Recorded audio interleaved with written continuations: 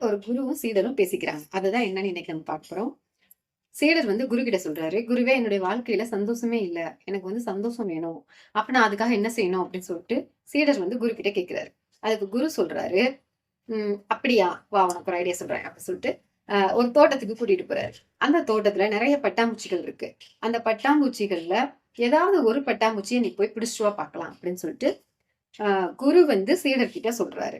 சீடரும் அந்த பட்டாம்பூச்சியை பிடிக்கிறதுக்காக அந்த தோட்டம் ஃபுல்லா அப்படியே அலைகிறாரு. ஆனா ஒரு பட்டாம்பூச்சி கூட அவருடைய கையில சிக்கல.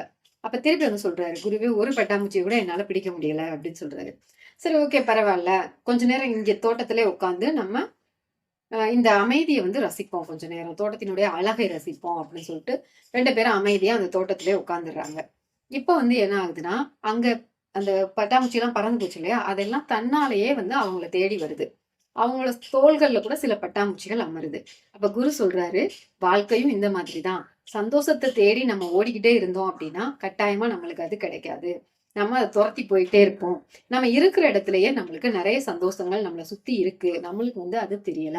சோ அத வந்து நீ எப்ப உணர்றியோ அப்பதான் உன்னுடைய வாழ்க்கை சந்தோஷமா இருக்கும். அப்படின்னு சொல்றாரு. சோ நம்மளும் நம்முடைய லைஃப்ல இங்க போனா சந்தோஷமா, அங்க போனா சந்தோஷமா, அவங்களோட பேசினா சந்தோஷம், இவங்களோட பேசினா சந்தோஷம்.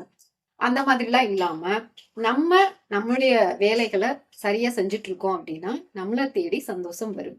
அப்படின்றத இந்த கதையின் மூலமா நம்ம தெரிஞ்சுக்கிட்டோம். நன்றி.